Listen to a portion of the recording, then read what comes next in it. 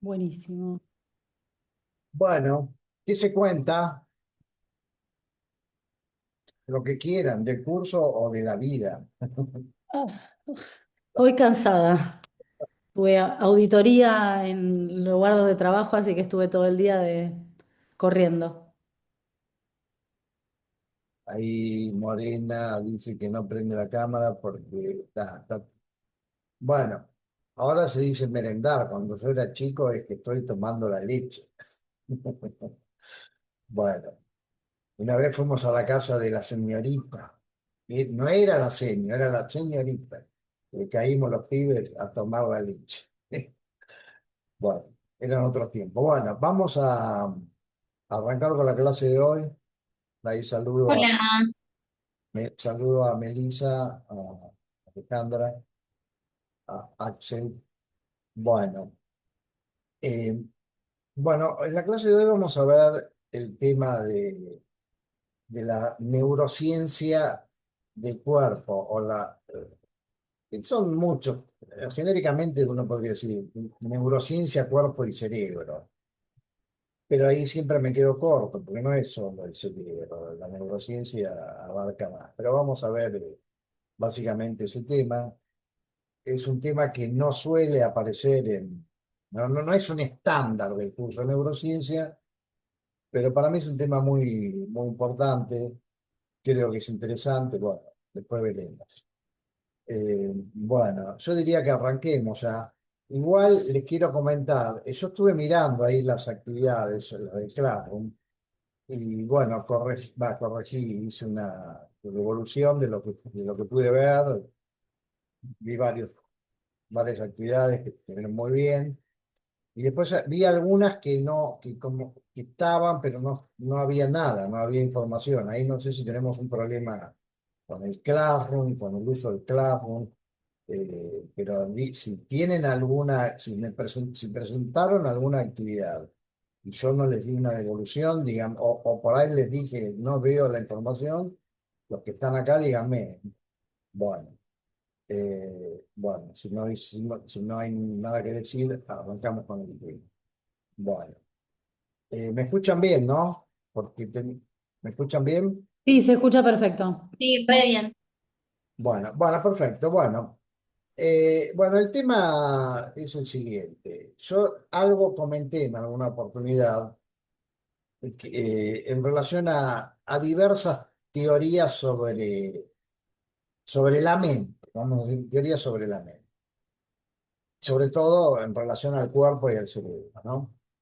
Bueno, una teoría que yo diría que es una teoría implícita, implícita es que, bueno, está ahí, una teoría, hasta podríamos decir, ingenua o de sentido común, no es peyorativo ingenua, es sin teorizar. Bueno, es que, bueno, que la mente o está dentro del cuerpo o si en versión académica está en el cerebro, está en el cerebro. Que no es lo mismo decir está que es el cerebro, esos son dos cuestiones que habría que discriminar, pero no me quiero meter en problemas filosóficos de las relaciones mente-cuerpo. Pero para que se entienda por dónde pasa el tema, yo no sé si alguno de ustedes o alguno de ustedes vio alguna vez que, a ver, citar a Mirta Legrand. Mirta Legrand le invitaba mucho a Facundo Manes, en la época que Facundo Manes era más neurocientífico que político. Y, sí, bueno, vieron que Mirta Legrand, bueno, no sé, saben de Mirta Legrand, suele el invitado por ahí fue 10 veces, siempre le pregunta lo mismo. Bueno, no sé si es porque se olvida o porque ella tiene la teoría de que los públicos se renuevan. Y a Facundo Manes le decía, pero doctor, dígame, el amor, ¿dónde está? ¿Está en el corazón o está en el cerebro? Bueno, está bien la pregunta. No, yo creo que no se lo preguntaba, parece que no se lo preguntaba en serio, sino estaba ahí en el límite. Se lo pregunto en serio, a ver, bueno, ¿dónde anda el amor? Y el doctor Manes le decía, bueno, el mito romántico dice que está en el corazón. Pero nada, pero en realidad el que procesa los sentimientos, la parte del cuerpo que procesa los sentimientos es el cerebro. Todo está en el cerebro, todo. No. Y dijémoslo como una nota pintoresca, ¿no? Porque uno podría decir, sí, está bien, pero se procesa en el cerebro, pero se siente en el corazón. Bueno, ¿para quién lo siente en el corazón? Hay un estudio muy interesante sobre emociones. Le preguntaron a las personas, yo lo hice verbalmente, pero el original era que le mostraban un dibujo del cuerpo humano y le daban un set de emociones, tenía que decir a dónde la sentía, en colorear, en qué área la sentía. Bueno, el amor solía, digamos, variar entre el pecho, que es una sensación del pecho, y bueno, y lo de las maripositas en el estómago. Yo no sé en el caso de ustedes, yo de las maripositas en el estómago nunca lo sentí. Ahora, soy de los que eh, podría decir, y a mí es como si me salieran emojis, corazones, que se expanden. Eh, vos, Micaela y Ale, ¿ustedes dónde lo ubicarían a esa? Estamos hablando del En amor el estómago Yo creo que en el estómago, no y sé en si el como corazón mariposas, también. pero uno siente como una cosa como general entre el estómago y sí, bueno, y el centro del Sí, pecho, qué sé yo. y el pecho, yo iba a decir lo mismo, Mica, como que en el pecho así esa sensación de algo, así como, bueno, bueno, Sí, bien, de algo que infla, interno. bueno, perfecto. Tal cual, ahí en los dos lugares esos. Bueno, bien, bueno. eh, por supuesto es un tema serio ese, pero acá lo decimos como una introducción. Vamos a este tema. La versión de que la mente está dentro del cuerpo tiene una pata que es académica, la académica es y está en el cerebro, pero bueno, yo te puedo decir eso, si me preguntan dónde está la mente, y está en el cerebro, te lo digo porque lo leí, porque lo escuché, porque la neurociencia lo dice. No es que yo lo siento. Además, el cerebro es un órgano que no duele, no tiene sensibilidad. Bueno, sí, procesa sensibilidades, pero en sí mismo no tiene sensibilidad, no duele. Sí.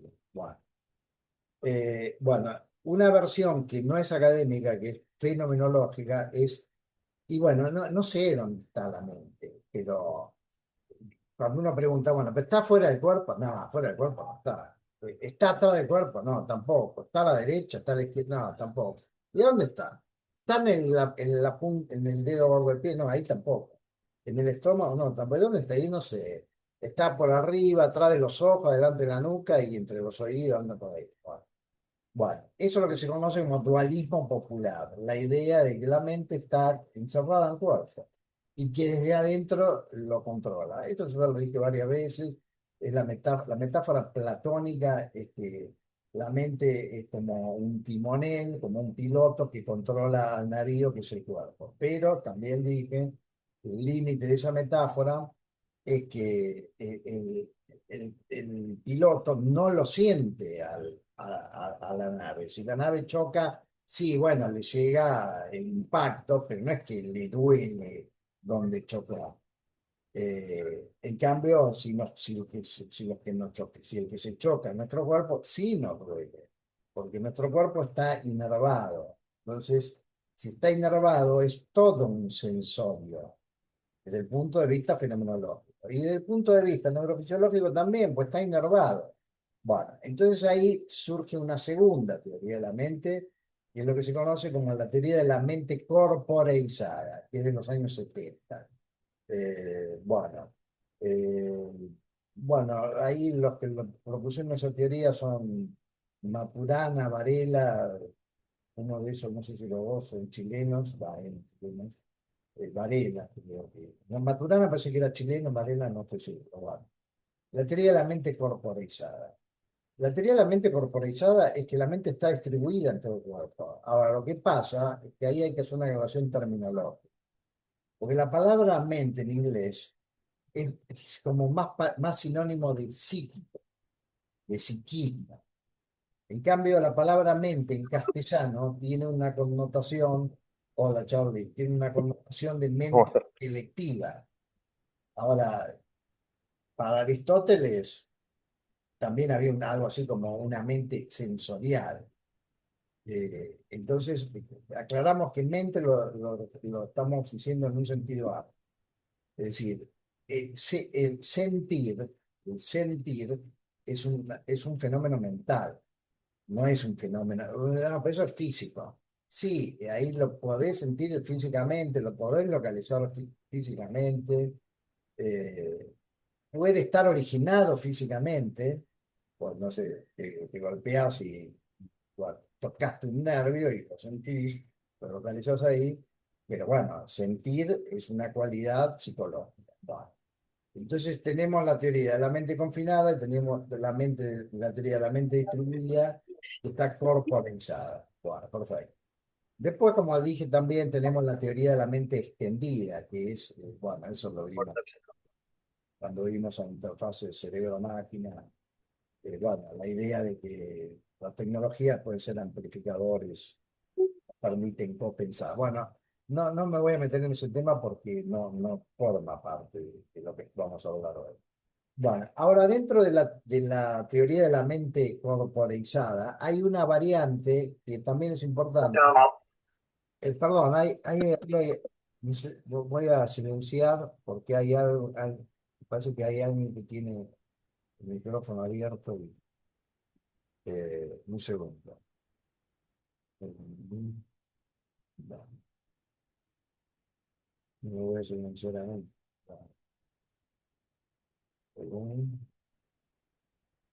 Bueno, yo estoy tan acostumbrado a otros, no al Zoom, que con el Zoom me pierdo. Bueno, no me acuerdo dónde está la opción de silenciar a todos. Bueno, pero igual ahora se paró. Bueno, Toda perfecto. atención, por favor, Alianza Argentina es Ajá. miembro de la Alianza No, está. Sky Team de la Bienvenida a No, bordo del he hecho vuelo un aéreo problema, entonces. 544 con destino a la A ciudad de ver, el que Córdoba. tiene el micrófono abierto, cierra, si no, bueno, ahí silencio. Ahí.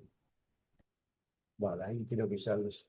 Bueno, perfecto. Bueno, igual sigo mientras hago esta tarea. Bueno, después si quieren hablar, pido la palabra. Bueno, entonces estaba con... Bueno, hay una versión que viene ahí pegada a la de la mente corporizada, que es la mente inactiva. Y yo cuando usé la palabra inactiva, digo, sí, inactiva. Claro, después me pude a pensar, por lo que era el concepto, es la mente en acción, en la acción. Entonces, en el movimiento también se expresa algo del orden de lo mental. Bueno, en la conducta, eh, si estoy jugando a un partido de fútbol, uno diría, bueno, pues eso es un evento físico, no es mental. Sí, pero sin embargo está lo que dice Platón o lo que decía Platón, que hay un pensamiento que es concomitante a la acción y que es el que la determina. Eso en teoría de la conducta humana se suele llamar agente y agencia. El agente es el que determina, el que genera una acción y la agencia es el hecho mismo de llevarla a cabo. Bueno, entonces tenemos la teoría de la mente confinada y la teoría de la mente distribuida, y tenemos dos versiones parecidas, la corporizada y la inactiva. Bueno, ¿y qué tiene que ver la neurociencia con todo eso? Bueno, acá la pregunta con la que vamos a arrancar es, ¿qué pasaría si no sintiéramos nuestro cuerpo? ¿Qué pasaría si nuestro cuerpo fuera algo extraño a nosotros mismos? ¿Qué pasaría si una parte de nuestro cuerpo fuera extraña? Bueno, y vamos a ver que eso no es una pregunta filosófica, son casos de clínica neural, pacientes que les ha pasado esto, lo otro o lo demás allá. Entonces vamos a arrancar con eso. Bueno, pero antes de arrancar con eso, sí me voy a ir a una vieja reflexión filosófica que es la famosa meditación de Descartes, la de pienso, luego existo. Yo creo que hablé de eso en la primera clase, pero lo podemos recordar muy sencillamente. Él se preguntaba, bueno, la pregunta era, ¿pero quién soy yo? Eh, podría también preguntarse, ¿qué soy? Bueno, y entonces él decía, bueno, tengo dos caminos, me puedo identificar con mi mente o me puedo identificar con mi cuerpo. Y entonces, utilizando el método de la duda sistemática y descomponer un problema, él pensó, bueno, a ver, supongamos que fuera mi cuerpo. Bueno, eh, ¿podría tener cuerpo y no tener mente? Y sí, un cadáver es un cuerpo sin mente. Entonces, si la persona se muere, claro, no puede decir, bueno, duraría poco tiempo. Sí, pero ahora con la criopreservación podría durar mucho tiempo. Bueno, el fallecido criopreservado, ¿es la persona que falleció o no? Bueno, Descartes decía, no, no, porque ahí no estoy yo. En ese cuerpo no estoy. Después fue a la inversa. La inversa es, bueno, pero supongamos que no tuviera cuerpo, no tengo cuerpo, ¿sería yo? Bueno, y ahí piense que era un filósofo, estaba especulando. Y dice, es pensable, puedo pensar que eso podría ocurrir. No veo contradicción lógica, quizás no sea, no puede ser empíricamente. Entonces, de esa manera llegó a una conclusión, que él básicamente es una cosa que piensa, es un ser pensar. Bueno, y eso a veces se refleja en el lenguaje, porque en el lenguaje a veces hablamos del cuerpo como una posesión. Yo soy esta persona y tengo un cuerpo. Si me preguntan, y no, soy una unidad, vida, un ciclo social, cuerpo, alma, espíritu, yo qué sé, sí, pero es una reflexión a posteriori o una reflexión, pero habitualmente hablamos eh, del cuerpo como una posesión. También a veces hablamos de la mente, de mi mente, mis pensamientos, pero el sujeto que está atrás de mí en psicología le llamamos el yo, el ser, el sujeto de la experiencia, etc. Bueno, entonces acá la pregunta filosófica, pero empírica, es ¿qué pasa cuando alguien no siente su cuerpo? Ahora, eso es una posibilidad. Otra posibilidad es qué pasa cuando mi cuerpo no me obedece. Esa es otra posibilidad. Y la otra es qué pasa cuando lo veo, pero no conecto exactamente, aunque podría llegar a conectar por otro sentido. Bueno, son los títulos, ahora vamos a ver, básicamente vamos a ver dos casos y después vamos a reflexionar alrededor de esos casos. Bueno, el primer caso es de un paciente que perdió la capacidad de la propiocepción. Recordemos algo básico, cuando hablamos de los sentidos, lo más típico es pensar en los cinco sentidos, los órganos sensoriales, vista, oído, olfato, gusto, tacto.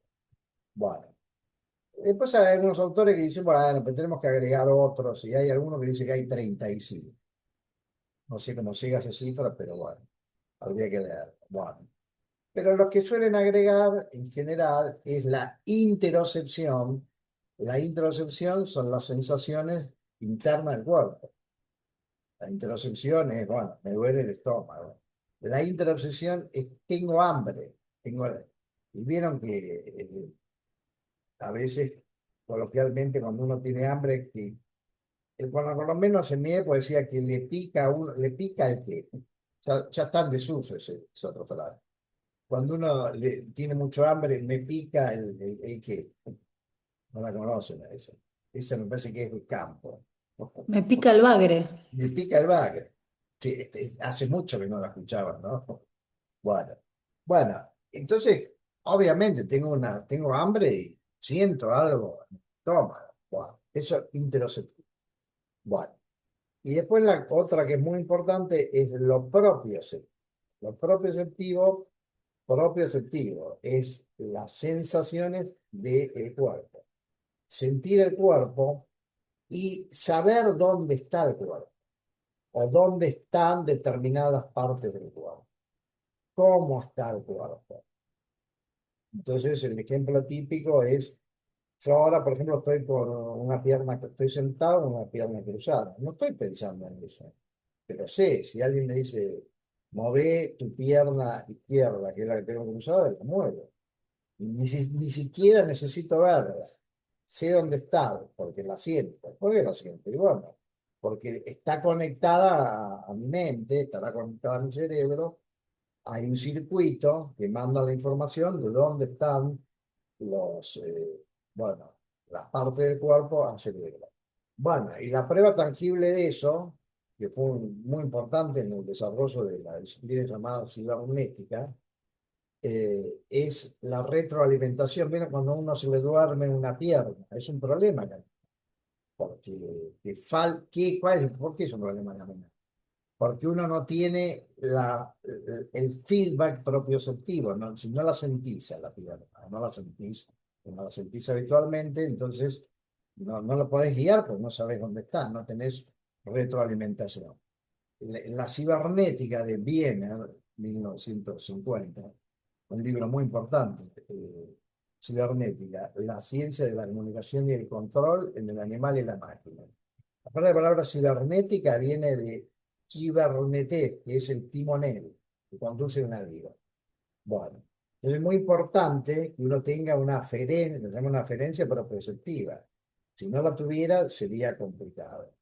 Bueno, entonces el primer caso que vamos a ver es el de un paciente que perdió su propioceptividad, pero le encontró una solución. Vamos a ver cuál es la que le encontró. Entonces voy a ir al aula virtual, perdón, al aula virtual, al Classroom, al Classroom. Vamos a pasar un video y lo vamos a ir comentando. Bueno, entonces, compartir. Bueno, bien. Entonces acá tenemos, para la clase de hoy, tenemos neurociencia, cuerpo y cerebro. Tenemos 5 videos, donde nosotros vamos a ver todos, cada uno ilustra un aspecto. El primero, el hombre que dejó de sentir su cuerpo. Después vamos a ver el extraño caso de la mujer que perdió la mitad de su cuerpo. Vamos a ver que es parecido, pero no es igual. Vamos a ver la teoría de Damasio sobre la importancia que tiene el cuerpo en la constitución del yo. Damasio es un neurocientífico muy prolífico, es conocido por muchos aportes. Bueno, uno es ese.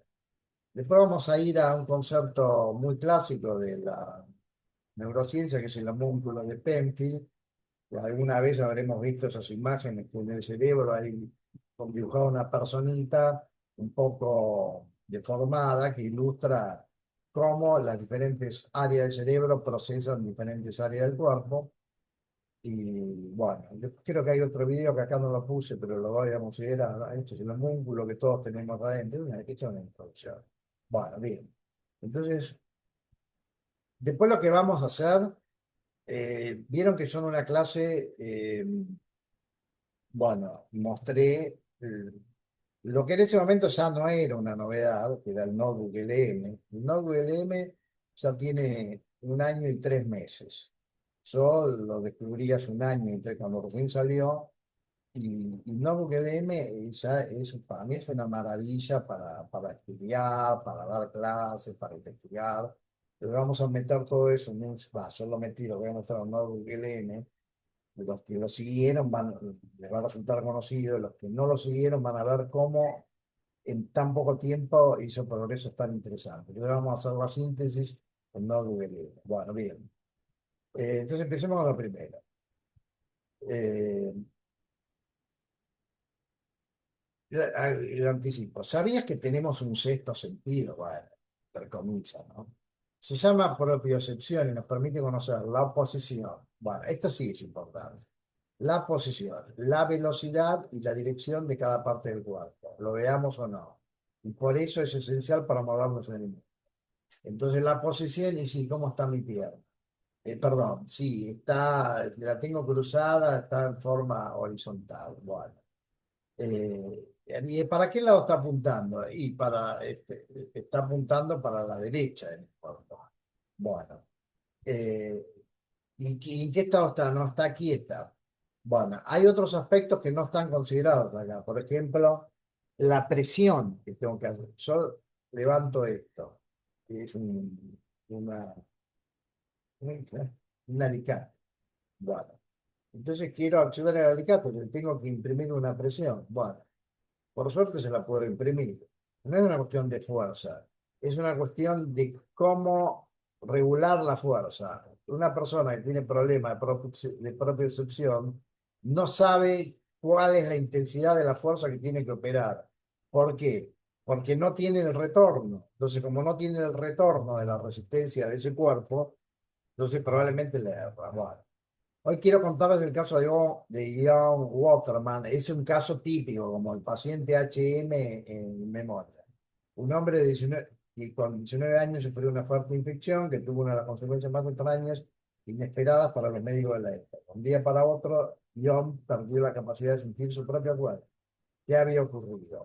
No es que era insensible totalmente, el problema era la propia excepción. Bueno, entonces vamos a ver el video. Lo que estoy a punto de contarte no es una Sí, ¿se escucha bien? Bueno, historia de ciencia ficción, ni el argumento de una película de terror, ni nada por el estilo. Se trata del caso real de Ian Waterman.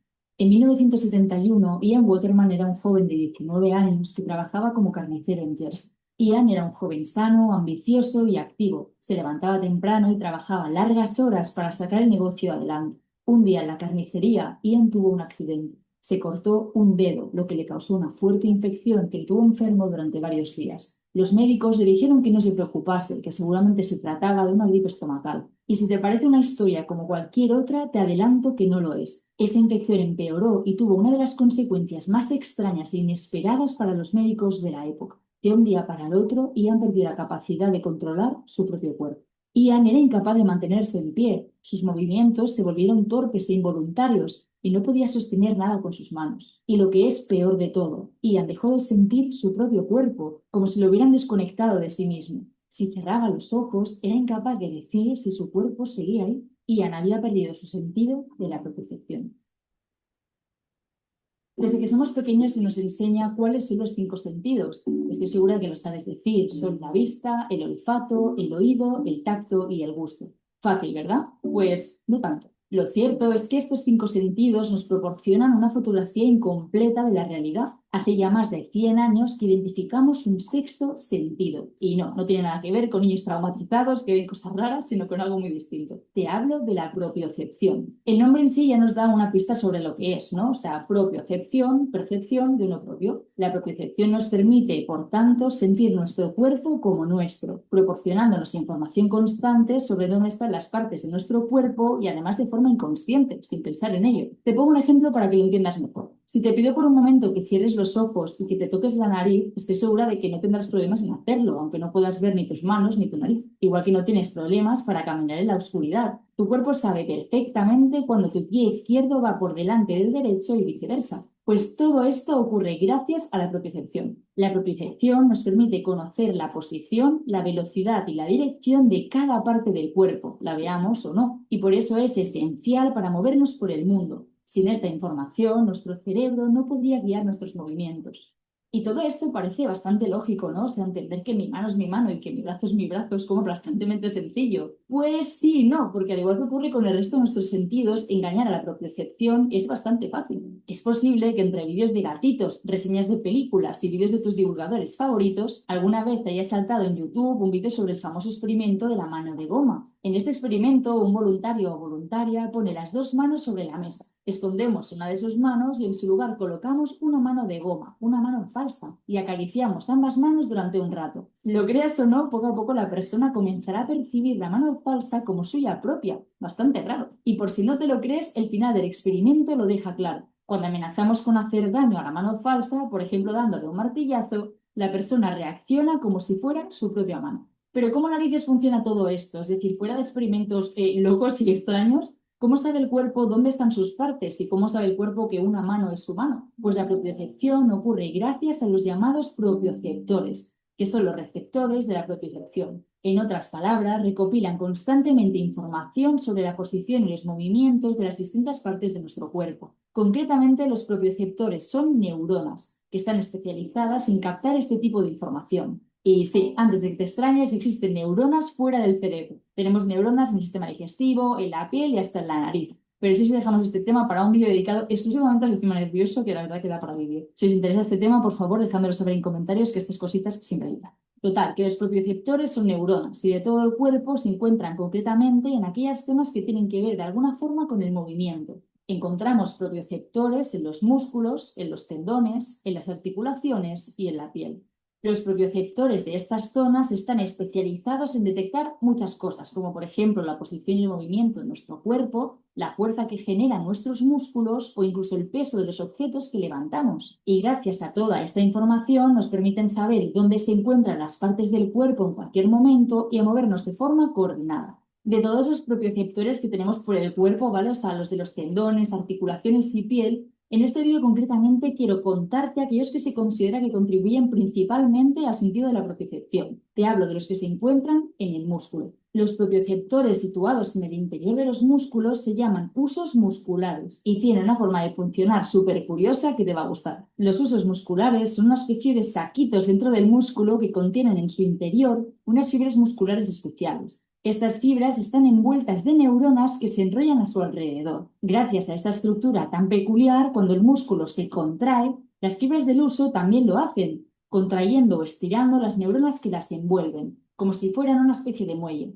Por eso, cuando se contrae un músculo, estas neuronas detectan un cambio de longitud y envían señales al sistema nervioso central de lo que está ocurriendo. En plan, oye, cerebro, estamos flexionando el dedo índice, haz algo. Estas neuronas que llevan la información sensorial hacia el cerebro se llaman neuronas aferentes. Lleva la información hacia arriba. Una vez llega al cerebro, esa información es procesada y el cerebro envía una respuesta al cuerpo a través de las neuronas eferentes, que son las que mandan la información de vuelta, las que transmiten las órdenes de arriba a la parte del cuerpo que se tiene que mover. Por ejemplo, imagínate que quiero sostener un objeto, ¿vale? Vamos a poner, por ejemplo, esta paloma. Para poder sostenerla necesito que mis músculos estén coordinados para que no se me caiga. ¿Eso cuál es la mejor forma de sostener una paloma? Eso es bastante incómodo. Por eso ahora mismo mis huesos musculares están enviando información sobre mis músculos al cerebro a través de las neuronas aferentes. El cerebro procesa esa información, envía información de vuelta a través de las neuronas eferentes para hacer microajustes y corregir mi postura, para que así Nathan no se caiga. Lo mismo ocurre cuando vamos en autobús. El balanceo constante nos hace tener que recalcular la postura del cuerpo para no caernos. Y lo mejor de todo es que todo esto ocurre de forma inconsciente, sin darnos cuenta. En resumen, gracias a la propiocepción podemos conocer el movimiento y posición de nuestro cuerpo en cada momento. Ahora bien, ¿qué ocurriría si perdiésemos la propiocepción? Si dejásemos de percibir nuestros músculos y nuestro cuerpo en general. Cuando Ian Waterman sufrió esa infección grave con 19 años, perdió la capacidad de coordinar sus movimientos. Sin propiocepción, dejó de poder sentir sus músculos y su cuerpo de cuello hacia abajo. Los médicos sentenciaron que se trataba de una enfermedad incurable y que pasaría el resto de su vida en una silla de ruedas. Pero Ian se negó a aceptar ese destino. En realidad, sí tenía algo a lo que aferrarse, su sentido de la vista. Ian no era capaz de mover sus extremidades porque no era consciente de que estaban ahí, ya que había perdido su sentido de la propiocepción. Sin embargo, su sentido de la vista estaba intacto y esto era clave. Gracias a la vista, Ian podía obtener esa información sobre la posición de los músculos que de otra forma no podía percibir. Al mirarlos directamente, sabía dónde estaban y era capaz de moverlos. Ian pasó 17 meses en un centro de rehabilitación. Aprendió a moverse, a sentarse. Perdonad una pequeña digresión porque hace a la cuestión. No es que no era un problema de interfaz entre la intención motora y el movimiento. Él podía dar la orden. Lo que pasa es que no sabía a qué dar la orden si no lo veía. Ese era el problema. Alimentarse, vestirse, ponerse en pie y caminar, sin perder de vista cada parte del cuerpo que movía, pensando en cada momento los movimientos que tenía que hacer. Por suerte, después de años de entrenamiento, Ian logró aprender a mover su cuerpo completamente. Tanto es así, para que te hagas una idea, que se obsesionó con recuperar hasta la gesticulación que había perdido, entrenando y entrenando hasta que volviese a parecer natural, por mucho que no lo fuera. ¿Y cómo es vivir sin propiocepción? Pues si dependes únicamente de la vista para poder moverte, habrá situaciones en las que esto no sea posible. Por ejemplo, cuando estés en completa oscuridad, ya sea porque es de noche o porque estés en una habitación en la que hay luz. Esto se observa claramente en el caso de Ginette. Con los ojos abiertos, al poder ver sus propias manos, es capaz de sostener un vaso de café. Sin embargo, a la que cierra los ojos, el brazo comienza a perder fuerza y a caerse. Al final, el sentido de la vista es una especie de parche que nos permite suplir en parte esa pérdida, pero tampoco es un reemplazo al 100% de la propiocepción. Por ejemplo, para una persona sin propiocepción es muy difícil agarrar objetos de forma adecuada porque no saben cuánta fuerza tienen que aplicar sus músculos. De ahí que se vuelva todo un reto sostener objetos tan delicados como un huevo sin llegar a romperlo. Y por un momento quiero que te pares a pensar en lo agotador que es todo esto. Cuando damos un paseo, cuando bailamos o incluso cuando mandamos un WhatsApp, realizamos todas estas tareas de manera automática, sin pensar en mandar las órdenes necesarias a cada músculo. Pero ¿te imaginas tener que emplear un esfuerzo y una concentración constantes para realizar movimientos tan básicos de la vida cotidiana como caminar o comer? 40 años después de que perdiese la propiocepción, Ian todavía tiene que pensar cada movimiento que hace. Todo esto se explica muy bien en el libro de Oliver Sacks que se titula El hombre que confundió a su mujer con un sombrero. En este libro, entre tantos otros casos, Oliver Sacks cuenta el caso de Cristina, una mujer que debido a una inflamación de sus nervios perdió el sentido de la propiocepción. En el libro cuenta cómo Cristina aprendió a caminar, a coger el transporte público y a desarrollar las actividades habituales de la vida, pero solo si centraba plenamente la atención en lo que estaba haciendo. Por ejemplo, en el libro cuenta cómo Cristina, si estaba comiendo y hablando a la vez, tenía que apretar los cubiertos con tanta fuerza que las manos se le quedaban blancas de la presión. Pero es que si aflojaba un poco esa presión que estaba ejerciendo, los cubiertos se le caían al suelo.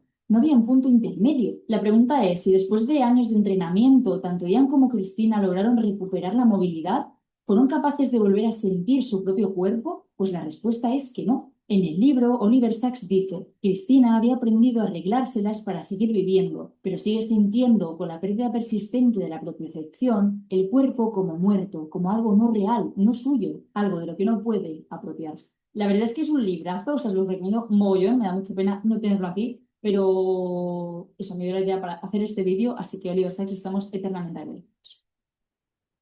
Es fuerte pensar cómo al final, de un día para otro, las vidas de Ian y Cristina cambiaron de forma tan radical. Sea como sea, casos como el de Ian o Cristina, la verdad que suponen una lección, tanto a nivel personal, por darte cuenta de lo que damos por hecho las cosas más básicas y de lo duro que puede ser perderlas, pero también a nivel científico, ¿no? Porque nos demuestra lo muchísimo que nos queda todavía por comprender sobre el cuerpo humano y especialmente sobre una parte tan compleja como es el sistema nervioso. Dejadme en comentarios si conocíais este sexto sentido de la propiocepción, porque me da la sensación de que es un tema muy poco conocido, así que espero que os haya resultado interesante. Recuerda que si mis vídeos te ayudan de alguna forma y te ayudan a aprender cosas, puedes apoyarlos a través de Patreon. Bueno, ahí volvemos. Bueno, ¿qué les pareció el caso? Va, el tema. ¿Comentarios? ¿Conocían el tema? ¿Conocían este caso o casos similares? Yo no lo había escuchado, no. Bueno, ¿qué te pareció? No, me parece súper interesante. Si bien en la facultad había visto otro tipo de patologías que podían generar algún tema propioceptivo, pero no sabía que podía darse de esa manera. Todo un desafío, obviamente, para la persona que lo tiene que vivir de esa forma, ¿no? Sí, la verdad que sí. Bueno, además yo coincido con lo que dice al final la presentadora, que es una neurocientífica. Eh, y bueno, como ocurre con tantas cosas, no nos damos cuenta, no dimensionamos la importancia que tiene cuando la perdemos o cuando nos muestran, mirá lo que sería perderla. Y una aclaración respecto, yo dije, no es que no sienten el cuerpo, sienten dolor, sienten calor, sienten frío, los que no sienten el cuerpo en el sentido de que no lo reconocen, no, no lo sienten, no pueden situarlo. Esa sí es la Sí, idea. como que no hay dominio, no hay ubicación como para que responda. Claro, y aparte, sí, porque ahí está correlacionado, es lo que tiene la función voluntaria de moverlo. Lo que pasa es que hay como una no sé la palabra, ajenidad. Es como si no lo reconociera como propio. Bueno, después vamos a ver un caso que es más concreto, de no reconocerlo como lo propio. Vamos a verlo ahora. Pero bueno, como primera aproximación al tema me parece muy interesante. Aparte, ilustra claramente la teoría de la mente corporeizada. Y si no tuviéramos la mente corporeizada, y bueno, sería un problema. Acá igual todavía hay algo que está salvado, que sí hay un reconocimiento visual. Es decir, la noción de que ese es mi cuerpo está. No es que me resulta algo que me es ajeno totalmente. No. Lo que pasa es que tengo algunas coordenadas que me están fallando. Yo diría, la propia excepción es uno de los aspectos, es uno de los GPS de realidad. Los otros GPS de realidad son la orientación en el espacio, no del cuerpo, sino del cuerpo en qué espacio estoy. Y el otro GPS en realidad es en qué tiempo estoy. Bueno, eso es lo que habíamos visto. ¿Te acuerdas cuando vimos la escala de Glasgow y la distinción de los niveles de conciencia, lo psíquico, autopsíquico, si se orientan en tiempo y espacio y sabe que no? Bueno, perfecto. Bueno, ahora vamos a ver un caso que es mucho más dramático. Es una paciente que no reconoce una mitad del cuerpo y ahí sí. El problema es que no es que la ve y no la conoce, es como si se le hubiese borrado. Bueno, no digo más porque no se la quiero spoilear, pero vamos a ver el caso de esta paciente. Eh, Tengo una pregunta. dale, dale, dale. La propiocepción tiene que ver con la conciencia de cómo está posicionado el cuerpo. O sea, ¿qué pasa cuando tenés un movimiento automático? Que no sos consciente y de alguna manera lo tenés naturalizado. ¿Hay propiocepción ahí o la Bueno, propiocepción tiene mira, que ver con ese estado consciente? sí, está muy bien. Es una pregunta que yo creo que es muy buena porque eso lleva a un problema. Será que lo estaba, bueno, lleva a un problema interesante que es la semántica del término de conciencia. Yo creo que les mostré una vez un cuadrito cuando vimos el problema mente cerebro y empezamos con la neurociencia de la conciencia. Creo haberles mostrado un cuadrito que nos decía, el problema de la conciencia no es un problema, son cuatro. Uno es el problema ontológico, ¿qué es? ¿Existe? ¿Qué es? El otro era el problema epistemológico, cómo la conocemos. El otro era metodológico, y bueno, a ver con qué metodología. Y el otro era el problema semántico. El problema semántico, bueno, ¿qué queremos decir cuando decimos conciencia? La palabra conciencia, viste, como tantas otras, es es polisémica. Bueno, entonces yo diría lo siguiente. Una cosa es la conciencia reflexiva o la conciencia como darse cuenta y otra cosa es la conciencia por defecto. Yo diría hasta la conciencia inadvertida, pero ¿cómo? Para la conciencia inadvertida, ¿cómo es conciencia? Bueno, eh, bueno, esto lo vimos en memoria, lo que se llama memoria procedimental, automatización de procesos. Y bueno, hacemos las cosas automáticamente, es decir, lo hacemos sin pensar. Manejamos, bueno, sí, pensamos, sí, más o menos estamos conectados, ¿no? Chocaríamos, obviamente, ¿no? Pero hay ciertas partes del movimiento que están automatizadas. Bueno, eso es cierto, pero no es que somos un zombie. Es decir, vamos al otro extremo. ¿Qué significaría ser un autómata en el sentido literal del término? Bueno, ser un zombie. El zombie, bueno, igual es, es algo ficcional y lo utilizan los filósofos de la mente para hacer experimentos imaginarios. Pero un zombie, por definición, es un organismo que exhibe comportamiento como si fuera propositivo, pero no tiene, es un cuerpo sin nada. Entonces, yo te diría, bueno, a ver, en un partido de fútbol donde todo es muy rápido, diría, bueno, no sé, imagínate si uno tuviera que pensar cada movimiento, bueno, no meterías ningún gol. Vas y tirás. Sí, pero en ese ir y tirar hay una conciencia de que estoy yendo y tirando. Y fíjate que... eh, sería abusivo decir que es automático, porque no, automático no es porque si, es decir, me tiraron un pase y la pelota está en el aire y la agarré, no tiene sentido, no sé, me llama volea, no sé, cuando la agarrás en el aire y la clavas en el ángulo. ¿Cómo es que no hay conciencia? No lo pensaste, pero en algún sentido sos consciente, si no lo tiras a cualquier lado. Entonces yo te diría que es por ahí, me parece y que me parece que lo que ilustra el concepto es, mira, si no hubiera pasaría esto, que no podrías patear, porque no sabrías dónde invocarla, no podrías darle la orden a tu pierna para que, es como si uno pensara, mirá el caramelito que tenemos para hacer el gol, y bueno, sí, pero no te responde la pierna. O te responde, pero no le das la intensidad necesaria. Es todo lo que hay que hacer. Así que yo te diría que sí, que una conciencia, aunque sea por default residual, hay, si no, no actúas. Eso es lo que dice yo, ¿no? Bueno, no sé si te respondo. Bueno, bien, perfecto. Bueno, entonces vamos a ver el segundo video. Este ya lo dejamos. Bueno, este es el extraño caso de la mujer que perdió una parte de su cuerpo. Imagina que estás tan tranquilo y de repente, ¡pum!, tu cuerpo desaparece. No es ficción ni lo salves. Es tu cerebro. ¿Cómo puede pasar algo así? Se llama asomatognosia. Ahora voy a explicar eso. Y es una condición que nos ayuda a comprender cómo el cerebro crea una experiencia integrada de una mente. Bueno, esto ya hablamos en algún momento. Ah, perdón, ¿estoy compartiendo? No estoy compartiendo.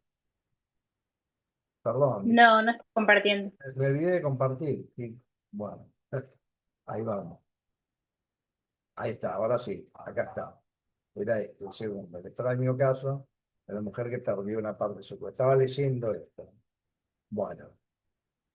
Mira, en neurociencia tenemos la afasia, y bueno, son las personas que tienen dificultades para expresar el lenguaje o para comprender. Después tenemos las agnosias. El libro de Oliver Sacks, el hombre que confundió a su mujer con un sombrero. Bueno, ese era un caso de agnosia, es cuando perdemos, no reconocemos a los objetos. Después tenemos las apraxias. La apraxia es cuando no podemos coordinar los movimientos coordinados. Los movimientos coordinados no es solo, bueno, manejar, es algo como saludar, pulgar para arriba. Bueno, eso es una apraxia. Si yo pierdo esa capacidad, tengo una apraxia. Bueno. Bueno, y la pérdida de una función siempre viene con el prefijo a. Después hay un síndrome muy raro que se llama anosognosia, que es la persona que tiene un problema neurológico, una funcionalidad, bueno, no puede cumplir una función, pero no se da cuenta, no reconociera su A función. Bueno, bueno. Y acá lo de somatognosia es soma de cuerpo.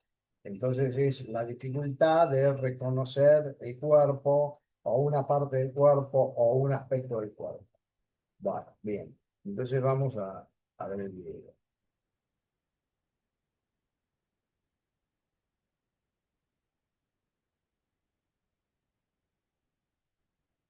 Oye, una pregunta. Hoy cuando te has despertado, Ah, sí, sí, perdón, porque hay otro video que está bien. No, está bien, es este. Es el que tenemos que ver es este. ¿tu cuerpo seguía ahí? ¿Seguías teniendo cuerpo?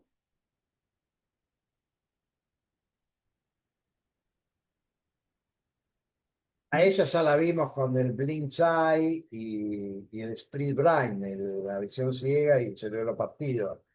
Para mí es una genia bueno, en serio, esta chica es una joven psicóloga y todos sus videos son de una calidad extraordinaria. Estamos tan acostumbrados a tener un cuerpo, a ser un cuerpo, que esta pregunta resulta extraña y estúpida, ¿verdad? ¿Cómo no vamos a tener cuerpo? ¿Cómo nadie no va a tener cuerpo? Un cuerpo es buena parte de lo que somos, ¿no? Pero dentro de ese cuerpo, dentro del cráneo, tenemos un órgano con la manera de introducir dudas hasta en los aspectos más básicos de la existencia y generar casos que hacen arquear las cejas de cualquier cuerpo, sea tuyo o no. Casos como el de la paciente ASG. De repente, en un chasquido, empezó a perder su cuerpo ahora. La paciente, llamada ASG, era una mujer normal de mediana edad, graduada en administración de empresas, divorciada y con 2 hijos mayores. Todo en su vida transcurría con normalidad, hasta que llegó una época en que empezó a sentir mareos, dolores de cabeza y a experimentar problemas para caminar. En el hospital llegó la mala noticia. Sus síntomas se debían a que tenía un tumor en el cerebro, un meningioma intraventricular alojado en su atrio derecho. El tumor era ya demasiado grande para extirparlo por vías menos invasivas, así que tuvieron que entrar a por él a través de la corteza, por el giro angular del hemisferio derecho. La operación fue bien. Aunque la extirpación del tumor había causado bastantes daños colaterales, la paciente se recuperó dentro de la normalidad. A los pocos días de la operación, solo refería un poco de entumecimiento en la mano y pie izquierdos, en ciertos momentos del día. Los exámenes neurológicos mostraron tan solo leves secuelas, como una ligera pérdida de sensibilidad en el lado izquierdo del cuerpo, pérdida de visión en una parte del campo visual y un poco de vértigo. Nada de lo que quejarse teniendo en cuenta el boquete. Pero a los 5 meses empezaron las cosas raras. Un día que estaba paseando a su perro, pasado tiempo del alta, la mujer de pronto sintió algo que jamás había experimentado, y algo que seguramente jamás sospechaste que se podía experimentar. Sintió que el lado izquierdo de su cuerpo había desaparecido. Simplemente no estaba. No es que lo sintiese entumecido o insensible al tacto, simplemente ya no estaba presente. Obviamente sintió terror, y se miró de arriba abajo ese lado. Su parte izquierda en efecto estaba ahí. La podía mover sin problemas, pero de algún modo para su cerebro era como si no estuviese, como si esa parte del cuerpo fuese un objeto ajeno del entorno y no de sí mismo. Esa sensación de no tener la parte izquierda afectaba la pierna, tronco, brazo y parte izquierda de la cabeza, como si alguien hubiese recortado esa parte. Le venía de pronto y le duraba desde minutos a horas. Es importante distinguir que la paciente no es que hubiese perdido la sensibilidad en esas partes del cuerpo o la capacidad de moverlas a su antojo, como ocurre en casos, por ejemplo, de hemiplegia o paraplegia. Durante esos episodios, ella era capaz de mover esa parte y de percibir sensaciones, como una caricia o un pinchazo, pero no tenía esas partes. No formaban parte de su cuerpo. El problema residía en que, por así decirlo, perdía el sentido de integración de esas partes en su consciente, en su experiencia Acá sí que en este caso sí que está más clara la pregunta de, bueno, pero si no la reconocía, ¿cómo la movía? ¿Con qué conciencia? Igual había una conciencia motora a pesar de no reconocer eso. Por eso el caso este es mucho más raro, ¿no? objetiva. A su lado izquierdo había un vacío. Es difícil de imaginar, ¿verdad? Trata de pensar en que estás manejando un coche a radiocontrol. E imagina que ese coche radiocontrol tuviese un sensor que cada vez que choca con algo, tú percibes el choque en la pantorrilla. El choque obedece a tus comandos, tú lo mueves y obtienes sensaciones de lo que hace el coche. Pero ese coche no eres tú, no forma parte de tu cuerpo. Pues la parte izquierda del cuerpo de la paciente se convertía en ese coche. Algo que le obedecía y le transmitía sensaciones, pero un objeto aparte de su cuerpo. ¡Qué movida, eh! Esos episodios de pérdida de cuerpo le pasaron frecuentemente durante 4 meses. Después, paulatinamente, fueron desapareciendo. Este caso de la paciente ASG es uno de los últimos casos publicados de una condición extraña pero fascinante, la somatognosia. La somatognosia significa falta de reconocimiento del propio cuerpo. Pero ¿cómo puede ocurrir algo así? ¿Cómo puede el cerebro perder la noción del cuerpo? ¿Qué pasa ahí arriba para perder la noción de lo de abajo? En tu día a día vives con la sensación constante de ser alguien, ¿no? Eres un ente con un cuerpo concreto y con una mente, una experiencia subjetiva concreta, separado y delimitado de los demás cuerpos y mentes, de las demás cosas. Un tú. Esa experiencia de ser tú se construye a partir de la combinación de información que está en nuestro cerebro y que está llegando a nuestro cerebro. Información que está llegando del exterior, pero también del propio cuerpo. Puede que no seas consciente de ello, pero tu cerebro está constantemente recibiendo información sobre tus músculos, tus articulaciones, tus órganos, su posición relativa a otras partes de tu cuerpo, su posición con respecto al centro gravitatorio. Es un torrente constante de información llamada propioceptiva, interoceptiva y vestibular. Todo compone la percepción del propio cuerpo, su estado y su posición. Agregado, bueno, acá también incluso la interoceptiva y la vestibular, que no es estrictamente para algunos la perspectiva, tiene que ver con el movimiento, con las sensaciones de movimiento, con la planificación del movimiento. Un monitor corporal en toda red.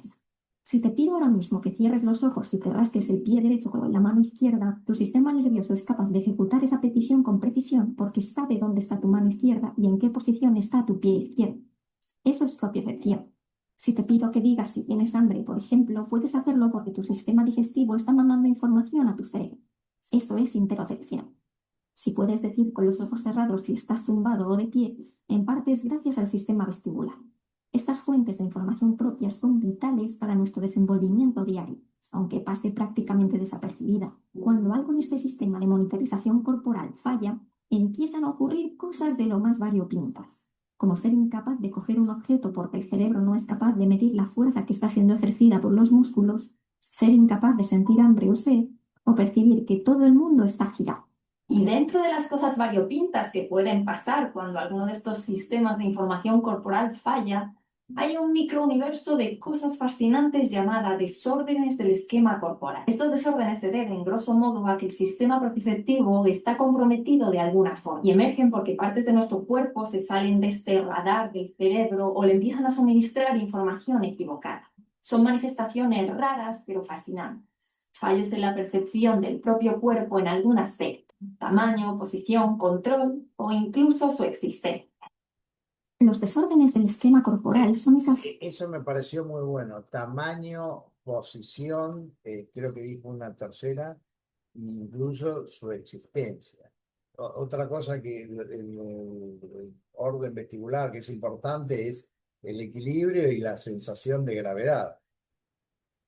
Cosas que te hacen mirar al cerebro y preguntarle, ¿qué pasa? ¿Por qué eres así?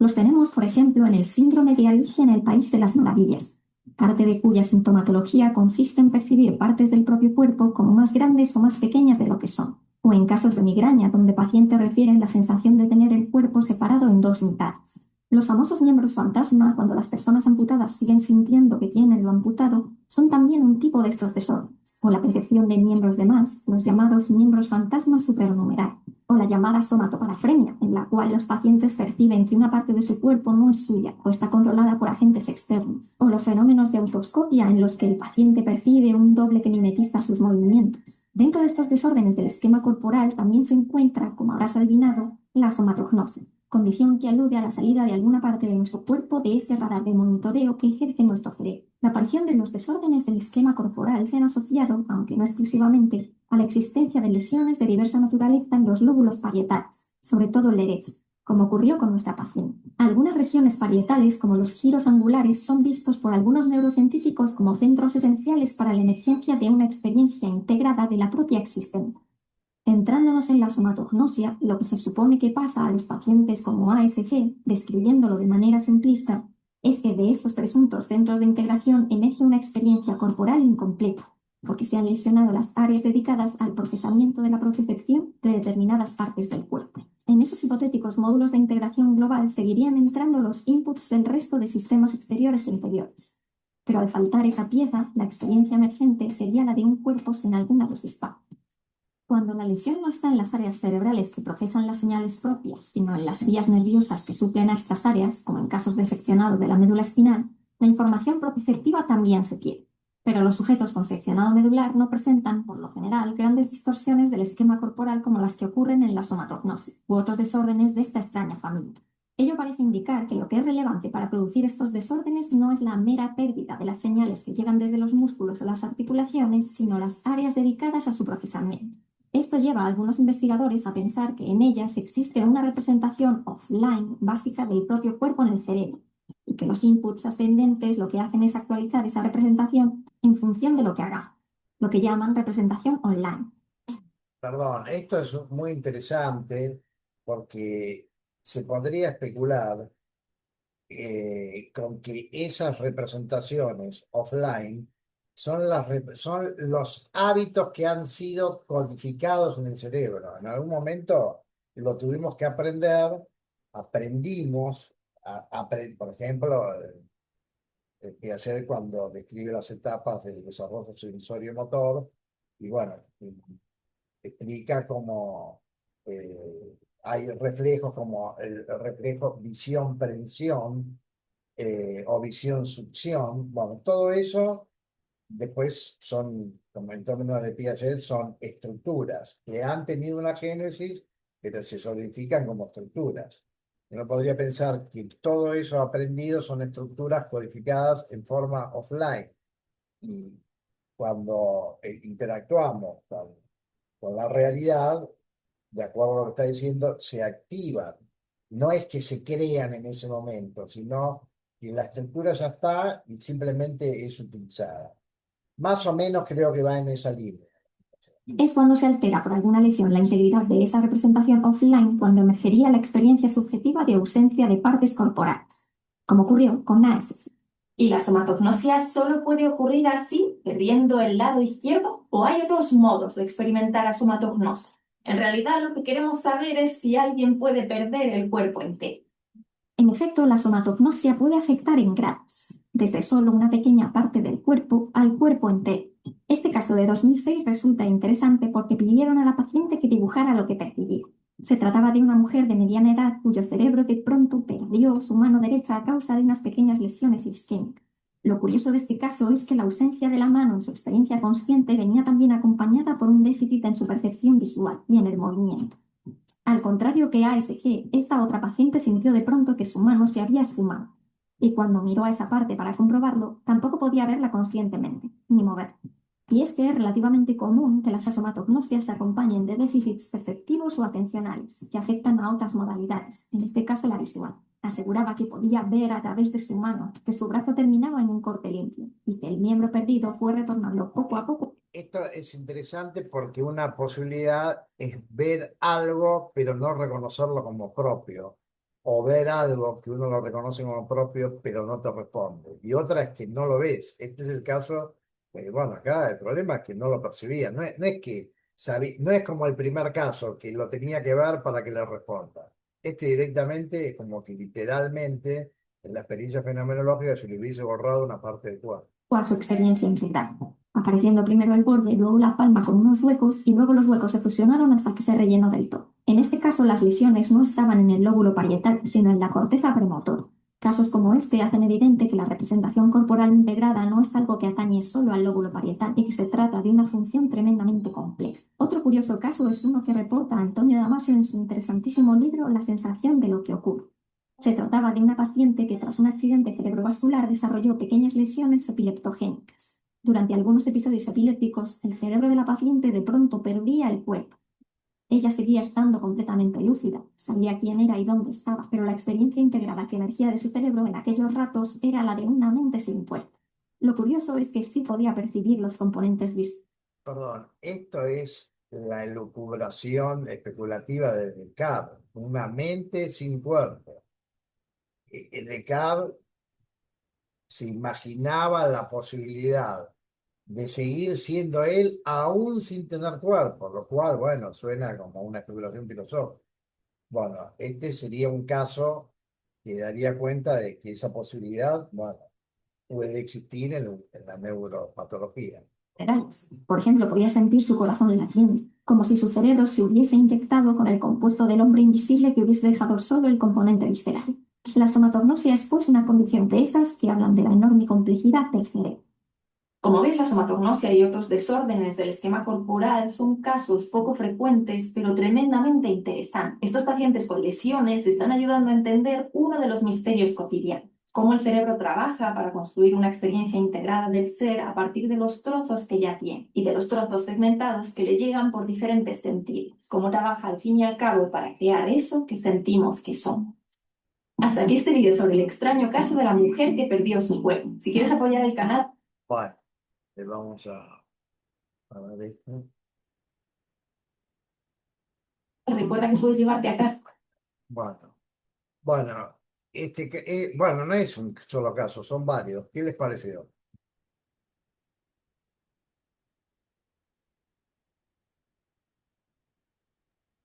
Súper interesante. Bueno, lo más típico que se conoce, que se suele repetir, es el caso del miembro fantasma, que sería al revés.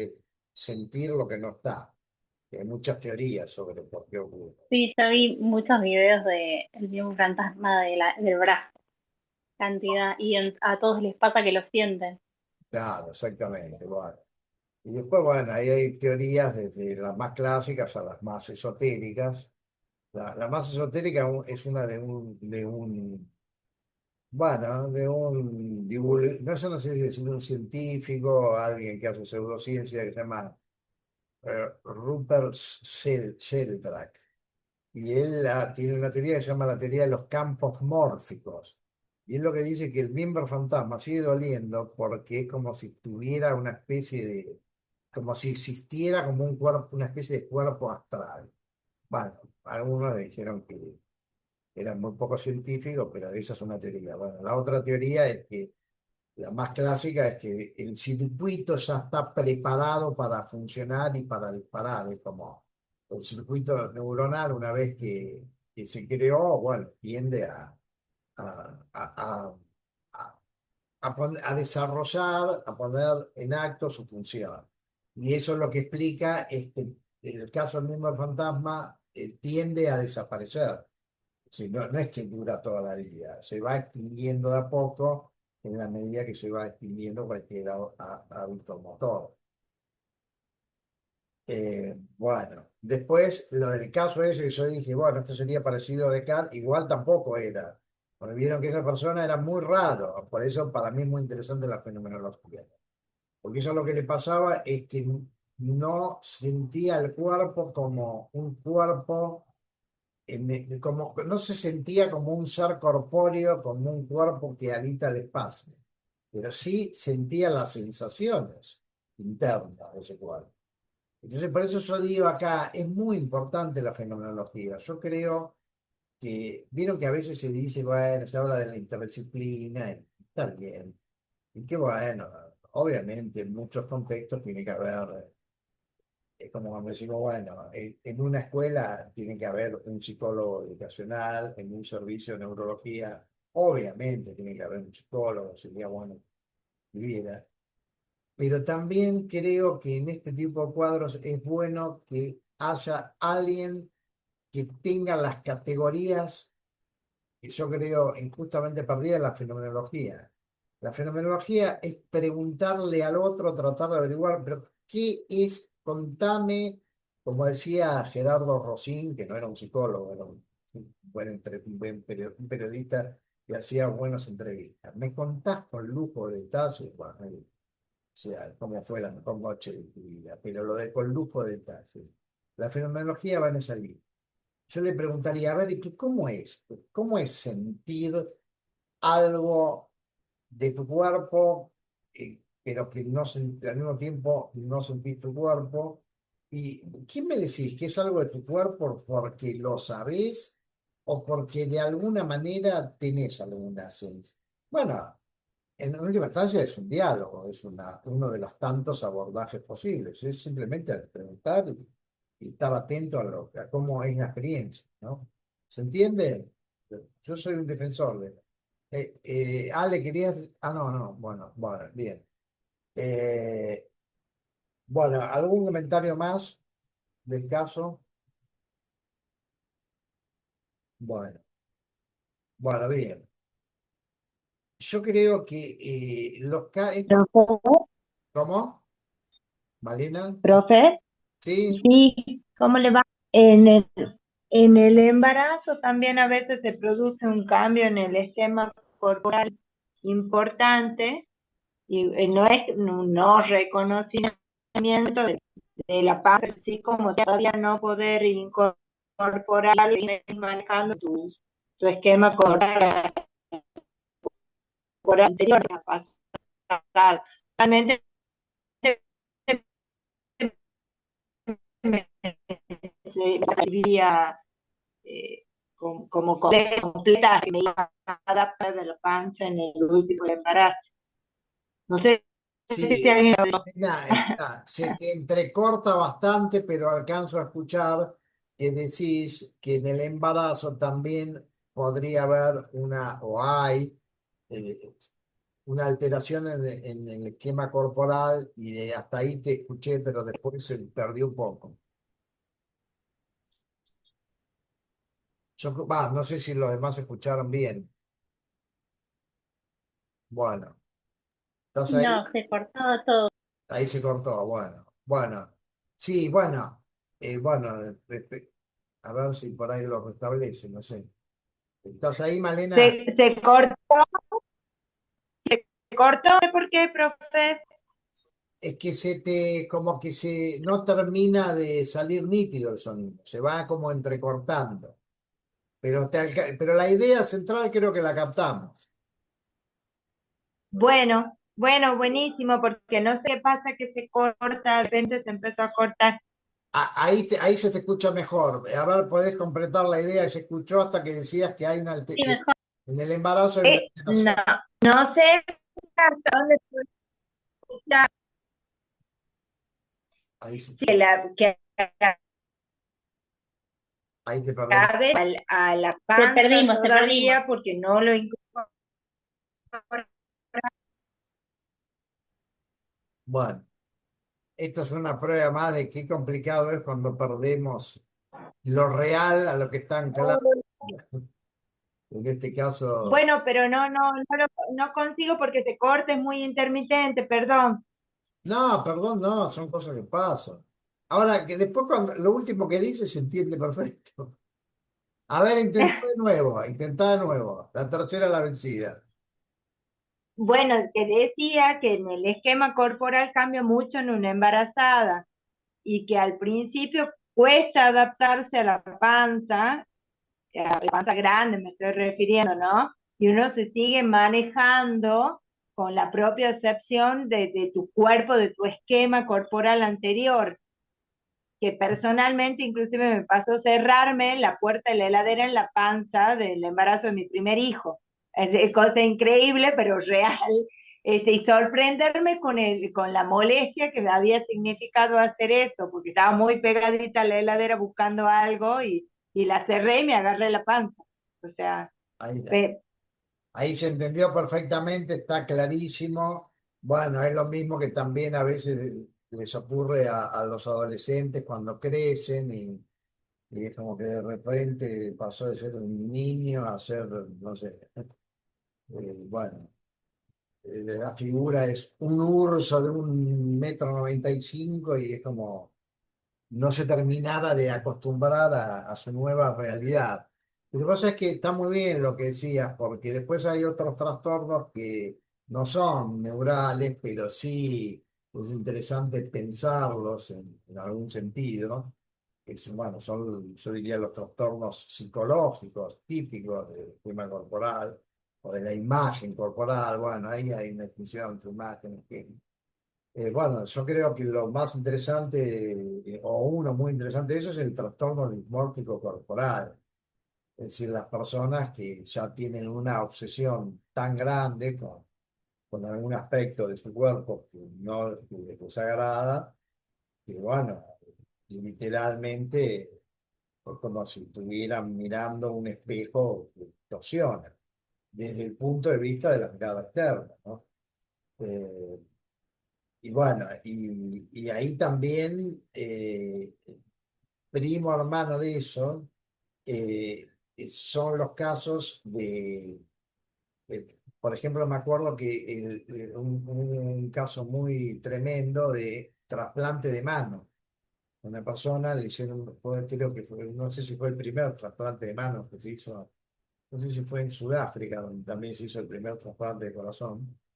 Y bueno, y la persona no lo resistió. Es decir, desde el punto de vista médico fue un éxito, pero la persona se volvía loca con un cuerpo extraño. No podía soportar la sensación de tener una mano ajena. Así que bueno, son temas que tienen muchos aristas. Bueno, vamos así ya terminamos la primera parte de la clase y después jugamos un poco, bueno, después nos quedan otros temas, jugamos un poco con el notebook que leemos. Bueno, vamos a ver ahora la teoría de Damasio de la importancia que tiene el cuerpo en la constitución del sentimiento del yo. ¿Cómo cómo lo piensa él? Acá hago un comentario y una referencia. Bueno, digo, los psicólogos, no sé si lo recordarán, una referencia freudiana respecto de la génesis del yo, el yo como una estructura de lo que Freud diría el aparato psíquico, ¿no? Bueno, la estructura de la mente, ¿no? Bueno, él dice que en principio el yo es un yo corporal. ¿Qué quiere decir? Bueno, el primer rudimento del yo es cuando, bueno, el niño se da, bueno, bebé próximo a ser niño, se da cuenta que hay una diferencia entre él y el mundo, entre su cuerpo y el mundo. Después, por supuesto, otro estadio importante, bueno, teoriza. Bueno, en realidad Lacan, eso de lo de estadio del espejo, lo toma de un psicólogo francés, que era psicólogo evolutivo, Henry Ballon. Yo me acuerdo cuando era estudiante lo tuvimos que leer, era muy interesante. Henry Ballon es el que conceptualizó lo del momento en que el niño se mira al espejo y se reconoce, él se reconoce. Hay un momento en que se ve, pero no se conoce. Bueno, eso es muy interesante, es un tema ese es el tema de la autoconciencia. Hay algunas especies donde hay un test en donde le pintan bueno, a un niño o a un animal, le pintan algo en la cara y te muestran un espejo y el niño en un nuevo momento que no reacciona, en otro momento es que se toca donde fue pintado, quiere decir que se reconoce la imagen especulada. Bueno, eso es muy importante en la constitución del self. Bueno, Damasio utiliza la expresión self.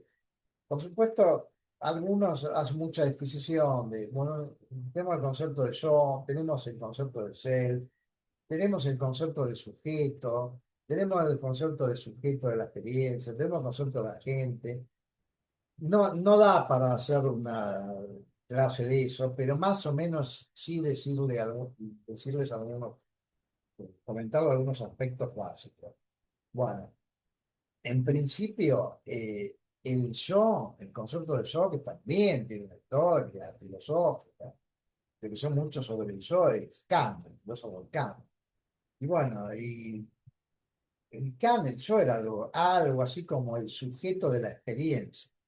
De otros filósofos como Hume, que fue anterior a Kant, decía que el yo es como una ilusión, es como si fuera un concepto abstracto para ponerle nombre a cierta continuidad de la experiencia. Bueno, sería un poco complicado explicar a qué se refería exactamente Hume, pero bueno, quiero decir, eso ya existía desde antes. Bueno, pero una parte de ese concepto o un aspecto es sujeto de la experiencia. Una cosa es que haya experiencia y otra cosa es que haya sujeto de la experiencia. Entonces, en términos evolutivos, freudianos, no freudianos, se suele decir que la experiencia de un bebé es una experiencia ayoica. Una palabra que yo uso, por ahí dicen sincrética, ¿no? Es como si viera un caleidoscopio de imágenes desordenadas y que no es que yo no hay como trasfondo la noción de yo estoy viendo eso. Es como imágenes que se suceden, pero no hay como un sujeto que se sienta como tal, que es el que las está experimentando. Bueno, siguiendo un poco con el tema, después, por ejemplo, William James, que es uno de los psicólogos más importantes de la historia de la psicología norteamericana, escribió un libro, un mamotreto así. Yo cuando era joven alguna vez intenté leerlo, les mentiría si le digo que lo leí todo, pero leí algunas partes y es muy bueno. Él tiene un capítulo que se llama el torrente del pensamiento o el torrente de la conciencia. Compara el fluir de nuestra experiencia con un río. Entonces dice, así como un río, nuestra experiencia permanentemente, nuestra conciencia permanentemente va cambiando.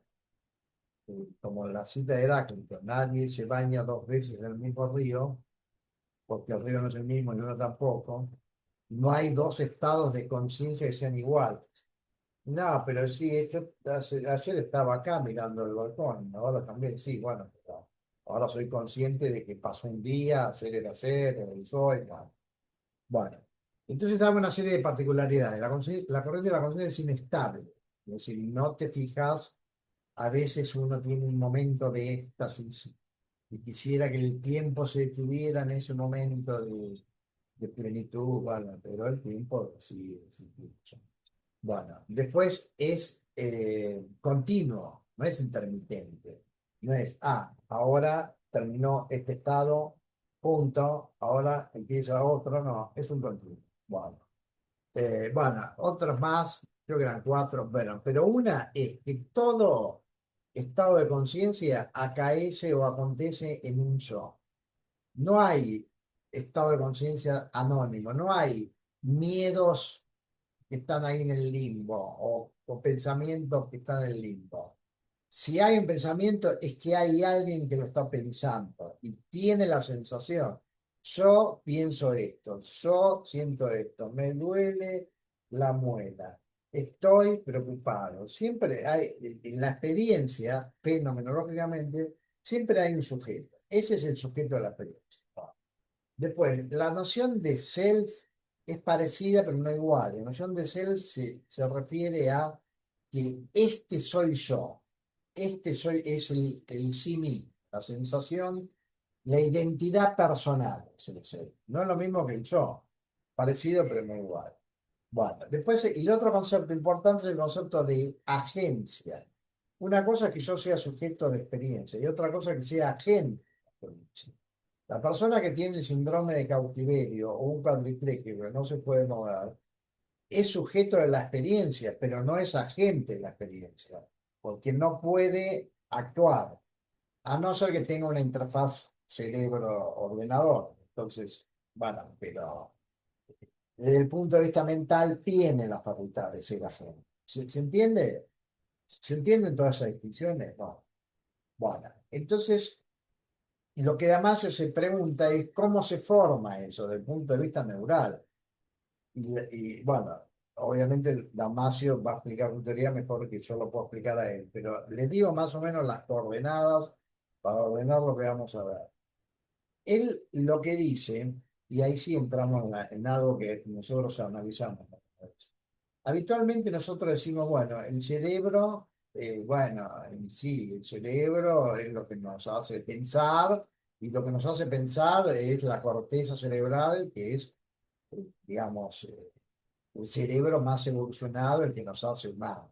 Bueno, que por eso tenemos más corteza, más superficie, etcétera, etcétera, que nuestros, digamos, compañeros de ruta en la historia biológica que son, no sé, los chimpancés, los primates, digamos. Bueno, bueno, entonces la conciencia, eso lo vimos en la primera clase, teoría de que la conciencia se genera en la corteza.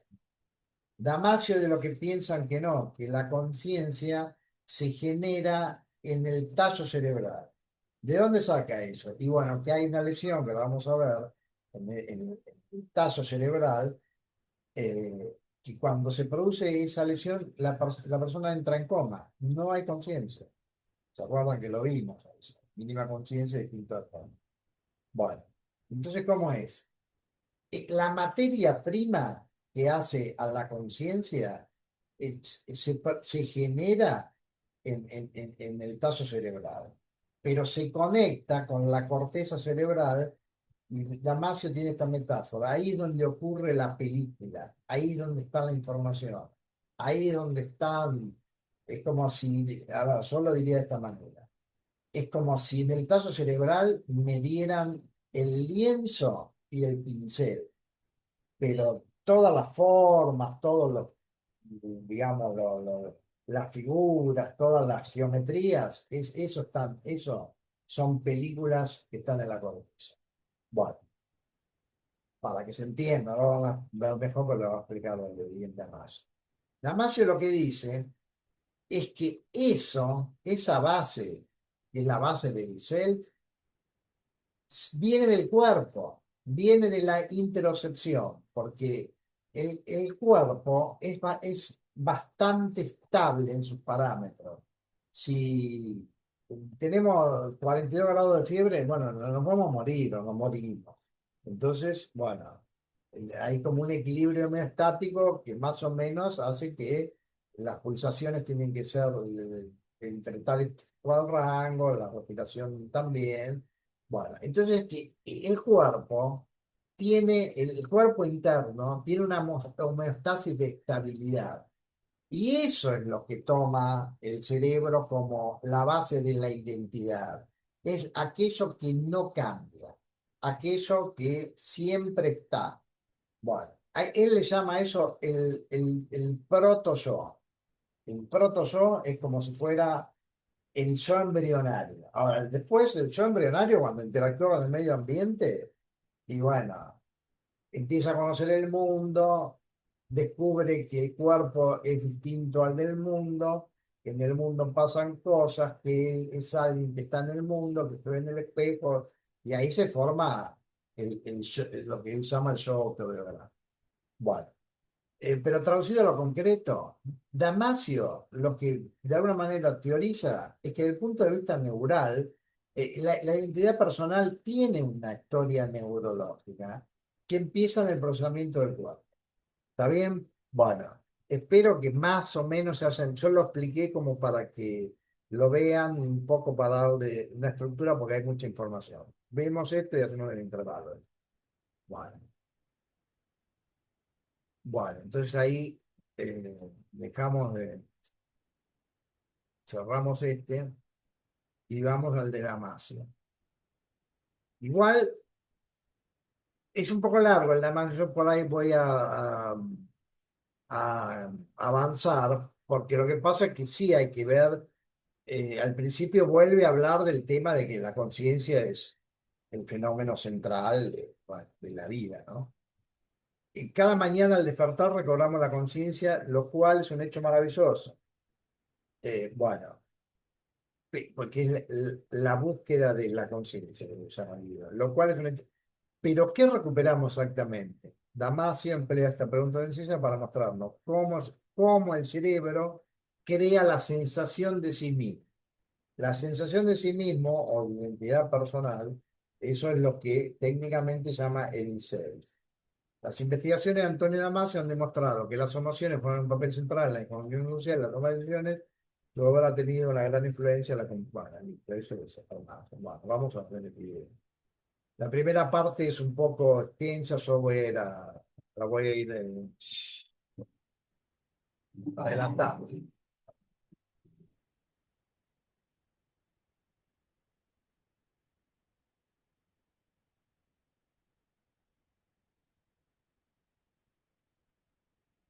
Here to talk about the wonder and the mystery of conscious minds. The wonder is about the fact that we all woke up this morning and we had with it the amazing return of our conscious mind. We recovered minds with a complete sense of self, with a complete sense of our own existence. And we hardly ever pause to consider this wonder. We should, in fact, because without having this possibility of conscious minds, we would have no knowledge whatsoever about our humanity. We would have no knowledge whatsoever about the world. We would have no pains, but also no joys. We would have no access to love or to the ability to create.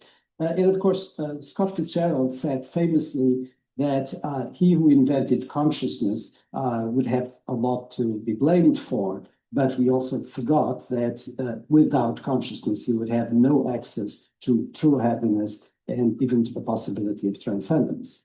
So much for the wonder. Now for the mystery. This is a mystery that has really been extremely hard to elucidate, all the way back into early philosophy and certainly throughout the history of neuroscience. This has been one mystery that has always resisted elucidation, has caused major controversies, and there are actually many people that think that we should not even touch it, we should just leave it alone, it's not to be solved. I don't believe that, and I think the situation is changing. It would be ridiculous to claim that we know how we make consciousness in our brains, but we certainly can begin to approach the question, and we can begin to see the shape of a solution. And one more wonder to celebrate is the fact that we have imaging Bueno, ahí technology. lo voy a adelantar un poco porque dura 18 minutos y no, esta parte es importante, pero son temas que inclusive ya vimos, ¿no? A ver, lo voy a adelantar. Acá. A ver. Bueno, él está hablando bueno, de cómo los sistemas neuronales son la base de la experiencia consciente. Bueno, pero ahora va a ir al tema de la noción del sí mismo, del yo, y cómo se conforma desde el punto de vista neural. Images, we have selves. We have a me that is automatically present in our minds right now. We own our minds, and we have a sense that it's every one of us that is experiencing this, not the person who is sitting next to you. So in order to have a conscious mind, you have a self within the conscious mind. So a conscious mind is a mind with a self in it. The self introduces a subjective perspective in the mind, and we are... Acá él lo que dice es que la mente viene con un habitante, lo digo metafóricamente. Está la mente, pero está un yo. Bueno, lo que pasa no viene de fábrica, se va construyendo. Ese habitante, que sería el yo, o el self, o el sí mismo, se va construyendo. Are only fully conscious when self comes to mind. So what we need to know to even address this mystery is, number one, how minds are put together in the brain, and number two, how selves are constructed. Now, the first problem is relatively easy. It's not easy at all, but it is something that has been approached gradually in neuroscience. And it's quite clear that in order to make minds, we need to construct neural maps. So imagine a grid like the one I'm showing you right now. And now imagine within that grid, that two-dimensional sheet, imagine neurons. And picture, if you will, a billboard, a digital billboard where you have elements that can be either lit or not.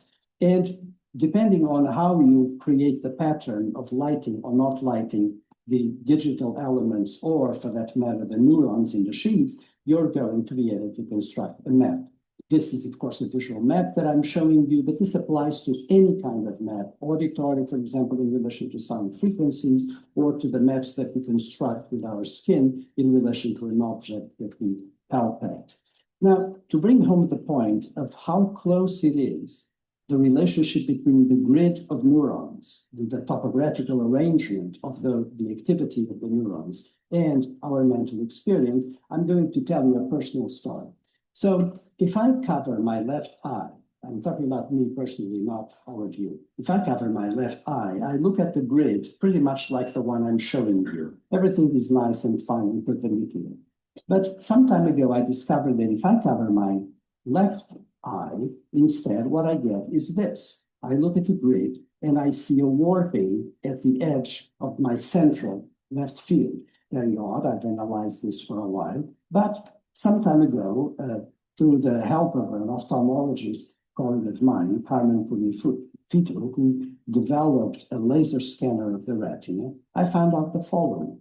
If I scan my retina through the horizontal plane that you see there in the little corner, what I get is the following. On the right side, my retina is perfectly symmetrical. You see that going down towards the fovea, where the optic nerve begins, but on my left retina, there is a bump, which is marked there by the red arrow, and it corresponds to a little cyst that is located below. And that is exactly what causes the warping of my visual image. So just think of this. You have a grid of neurons, and now you have a plain mechanical change in the position of the grid, and you get a warping of your mental experience. So this is how close your mental experience and the activity of the neurons in the retina, which is a part of the brain located in the eyeball, or for that matter, a sheath of visual cortex. So from the retina, you go on to visual cortex, and of course, the brain adds on a lot of information to what is going on in the signals that come from the retina. And in that image there, you see a variety of islands of what I call image-making regions in the brain. You have the green for... Acá va en la línea de que esto es algo importante en la construcción de eso, pero es una parte. Esto, después la metáfora que esto es la película, en donde en cada área hay un tipo de ingrediente, táctil, auditivo, visual, etc. Ahora va a explicar que también están las áreas asociativas y después, bueno, va a ir al punto de, bueno, cómo se conecta esto con el cuerpo. Example that corresponds to tactile information, or the blue that corresponds to auditory information. And something else that happens is that those image-making regions where you have the plotting of all these neural maps can then provide signals to this ocean of purple that you see around, which is the association cortex, where you can make records of what went on in those islands of image making. And the great beauty is that you can then go from memory out of those association cortices and produce back images in the very same regions that have perception. So think about how wonderfully convenient and lazy the brain is. So it provides certain areas for perception and image making, and those are exactly the same that are going to be used for image making when we recall information. So far, the mystery of the conscious mind is diminishing a little bit because we have a general sense of how we make these images. But what about the self? The self is really the elusive problem. And for a long time, people did not even want to touch it. And because they say, how can you have this sort of reference point, this stability that is required to maintain the continuity of selves day after day? And I thought about a solution to this problem is the following. We generate brain maps of the body's interior and use them as the reference for all other maps. Resalto eso, creamos mapas mentales del interior de nuestro cuerpo y lo utilizamos como la base para otros mapas. Ahora va a ir en la línea de que eso es lo más estable que hay, el interior de nuestro cuerpo.